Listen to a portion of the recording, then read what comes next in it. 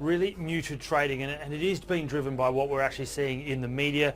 At the moment, there was news during the Asian session that obviously the doctor over in New York has actually been positively identified as having the Ebola virus. It certainly saw some very, very interesting movements in the S&P futures, fell as much as 12 points, it then rallied up around about till 7 points off, and then sort of slightly fallen away for the rest of the day. It did drag on Asian markets. We didn't really have huge amounts of leads. There's no macro data to speak of. It saw Japan, it also saw China down. Southeast Asia was muddled. Here in Australia, we're actually up 0.7 of 1%.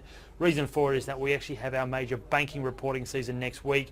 ANZ, NAB and Westpac plus Macquarie are all on the wires, and that provides around about 24% of our index. So there is a reason why we are going up. People are certainly buying into the results.